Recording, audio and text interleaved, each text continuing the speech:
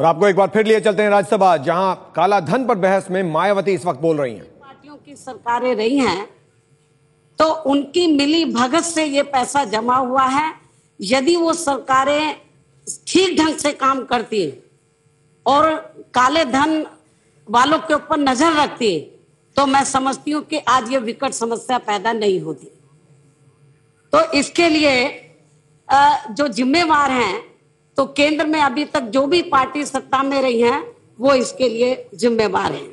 और जब ये पैसा बड़ी तादाद में विदेशों में जमा हो गया और अपने देश में लोग एक तरफ गरीबी से, भूखमरी से मर रहे हैं, तो इसको लेकर, तो इस मुद्दे को लेकर पूरे देश में तो पिछले कई वर्षों से विभिन्न संगठनों द्वारा और काफी आंदोलन किए गए, संघर्ष किए गए, विभिन्न स्तर पर इसको लेकर आवाज उठाई गई कि जो विदेशों में काला धन जमा है तो इसको अपने देश में वापस लाया जाए। और यह भी पूरा सदन इस बात से अवगत है कि केंद्र की जो पिछली यूपीए की सरकार में ये मुद्दा काफी ज्यादा गर्म रहा है, लेकिन इस पर जब कोई भी ठोस कदम नहीं उठाए गए इस मुद्दे को लेकर पिछली सरकार में, तो इसका पूरा फायदा इस बार देश में 16वीं लोकसभा के हुए आम चुनाव में भारतीय जनता पार्टी व इनके सहयोगी दलों ने उठाया है। वैसे तो भारतीय जनता पार्टी ने इस बार के लोकसभा आम चुनाव में तो देश की जनता को अनेकों चुनावी वायदे किए थे, लेकिन इनका खास चुनावी मुद्दा तो ये था कि जो विदेशों में काला धन जमा है, जब केंद्र में बीजेपी पावर में आ जाएगी तो वो काला धन फिर हम वापिस लाकर तो अपने देश में जो गरीब लोग हैं उनके खातों में 15-15 लाख के हिसाब से 20 लाख के हिसाब से तो वो बांट दिया जाएगा, गरीब लोगों के बैंकों में भेज दिया जाएगा।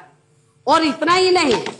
तो भारतीय जनता पार्टी ने लोकसभा चुनाव के दौरान तो समय सीमा भी तय कर दी थी कि जब भारतीय जनता पार्टी पावर में आ जाएगी तो 100 दिनों के अंदर ये काम पूरा कर दिया जाएगा। 100 दिनों के अंदर ये पैसा तो देश की जो गरीब जनता उनके खातों में 15-20 लाख के हिसाब से भेज दिया जाएगा। लेकिन दुख की बात यह है कि अब इस पार्टी की सरकार को केंद्र में बने हुए 6 महीने पूरे हो चुके हैं और अब हमें इनका ये वायदा ठीक उसी प्रकार से खोखला साबित होता हुआ नजर आ रहा है जिस प्रकार से केंद्र में कांग्रेस पार्टी के शासनकाल में इस पार्टी का देश में गरीबी हटाओ का नारा खोखला होकर रह गया था। अर्थात हमें ये नहीं लगता है कि मौजूदा सरकार में भी काला धन अपने देश में वापस आ जाएगा। और इसकी मुख्य वजह हमें ये लगती है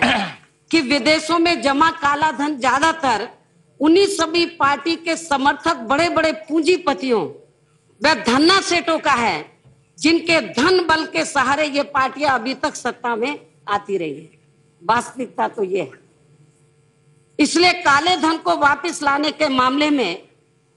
तो केंद्र में अभी तक रही सभी पार्टियों की सरकारों की नीति व नियत में हमें खोट साफ साफ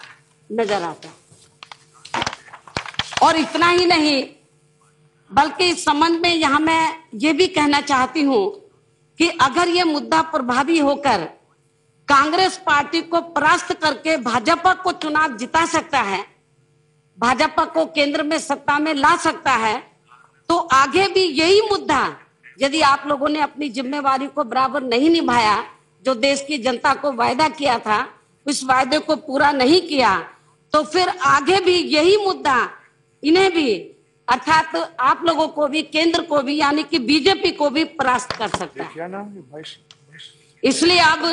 घर घर मोदी के स्थान पर हर तरफ यही नारा लग रहा है कि काला धन वापस लाओ, मोदी अपना वादा निभाओ। अब देश की जनता तो अब ये इस किस्म का ये नारा लगा रही है। और जहां तक G20 शिखर सम्मेलन में काले धन के मुद्दे को उठाकर श्री मोदी द्वारा अपनी खुद पीठ ही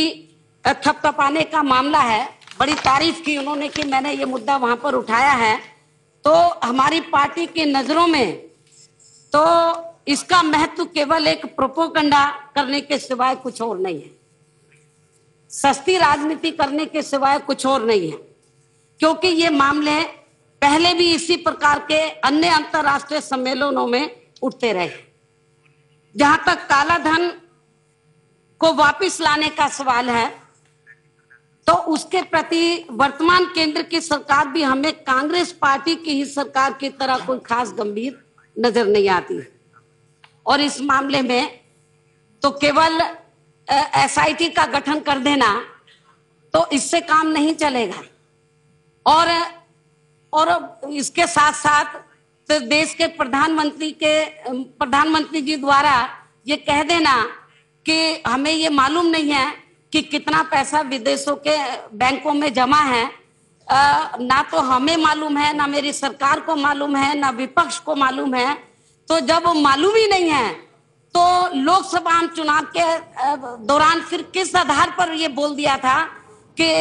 जैसे ही केंद्र में बीजेपी पावर में आ जाएगी तो हम देश की जो गरीब जनता है, हर गरीब परिवार को हम 15-15-20 लाख रुपए उनके खातों में भेज